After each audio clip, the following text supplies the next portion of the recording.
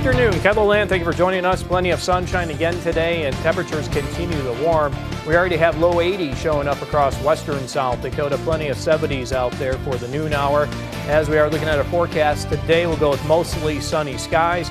Afternoon highs in the middle 80s with light winds. Other more details on your forecast coming up as we begin midday in KELOLAND. Live from KELOLAND Media Group, midday in KELOLAND. Longtime Senator and former Congressman Tim Johnson has passed away at age 77. We're looking back on his career. And a radio announcer shares his story of his road to Hollywood. Good afternoon, and thanks for having us in. South Dakotans are mourning the passing of former U.S. Senator Tim Johnson, who died last night at the age of 77. KELOLAND's Perry Groden, who has interviewed Johnson several times over the years, joins us with a look back on the political career that took him from the South Dakota legislature to Capitol Hill. Well, Dan, Johnson was in hospice care in Sioux Falls when he died. He served nearly 3 decades in Congress, first as South Dakota's lone U.S. House representative, before moving into the Senate, where he served 3 terms. Johnson is the last Democrat to hold a statewide elected office in South Dakota. During his time in Congress, he's credited with securing important infrastructure projects for South Dakota, including the Mini-Wachoni Water Project that gave the Pine Ridge Reservation a reliable and safe drinking water. In 2006, Johnson suffered a brain bleed, and a year later, he returned to his duties in the Senate and eventually ran successfully for re-election before retiring in 2014. Johnson's longtime chief of staff last saw him Tuesday afternoon, just hours before Johnson died. The doctors thought he was going to die on Friday, and he hung in because he's Tim Johnson. He just determined in the end. He was unconscious, but he still was determined, and so he lasted until last evening. Now we're going to have much more about Johnson's life coming up later on KELOLAND News. We're including hearing from close associates who knew Johnson well, including more from Dre Samuelson, who says Johnson will be remembered for his service to South Dakotans as well as determination in overcoming his health challenges. All right, thanks a lot, Perry. Looking forward to that report. South Dakota's current congressional delegation is remembering Johnson on social media. Senators John Thune and Mike Rounds are each sending their condolences to Johnson's family. They both mention his commitment to South Dakota and its people. Later today on KELOLAND News, we're going to hear from both senators along with current Representative Dusty Johnson. Current Governor Kristi Noem has ordered that flags be flown at half-staff throughout South Dakota in honor of Johnson. They'll remain at half-staff until his burial. In a statement, Noem called Johnson a true servant. In other news this midday, 2 more state employees have been indicted on fraud-related charges involving the South Dakota Department of Revenue. Attorney General Marty Jackley says one of the cases involves Sandra O'Day, whom we've already reported on. Initially, in that case, O'Day was accused of committing fraud for monetary gain within the Division of Motor Vehicles. Jackley says now a second person has been identified and accused of helping O'Day.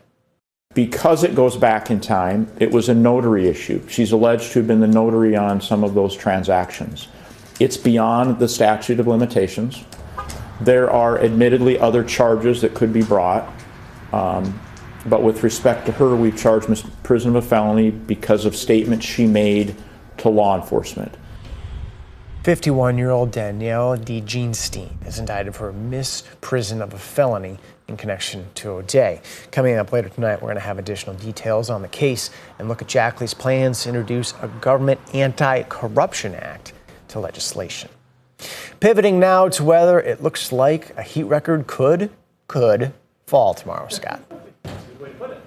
It seemed like it's just normal now anyway, doesn't it? Sure, These no, it really does. Yeah. Really, with these numbers in the 80s again today, we'll do this tomorrow. We'll have to launch those record books in case we do get any of those record high temperatures. In the meantime, we have a couple of clouds trying to move across south central South Dakota. Otherwise, we do have mostly clear skies, and looks like the mostly sunny conditions will continue as we do go through the afternoon hours. I mentioned maybe some cloud cover in south central South Dakota. Winter live cam showing that. It's also showing that it's raining, something going on with the sensor there.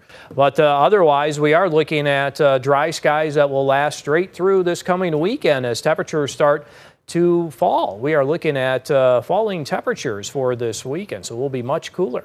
Currently 71 in Sioux Falls and Mitchell, 71 in Yankton. We're at 70 in Sheldon, 73 in Slayton, 72 Huron and Brookings, 71 in Aberdeen, 73 in Watertown. You see 70 in Pierre, and already a warm 81 degrees in Rapid City.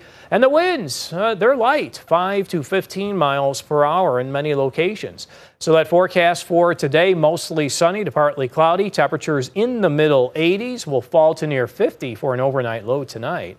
Our forecast in the northeastern South Dakota, temperatures in the middle 80s, mostly sunny conditions will fall to the upper 40s for overnight lows. And in central South Dakota, middle 80s, mostly sunny to partly cloudy skies with mostly clear skies. Light winds tonight will fall to the upper 40s.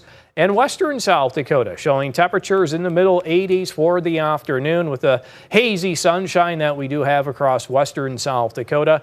As you do see temperatures into the 80s in many locations today. This weekend I've been mentioning the cooler weather arriving. Saturday's looking warmer than Sunday. Sunday we may have a couple of areas stuck in the 50s for afternoon highs. And Dan, I know you like this graphic. I'll bring it back. Still looking for that chance of rain as we get into the later part of next week.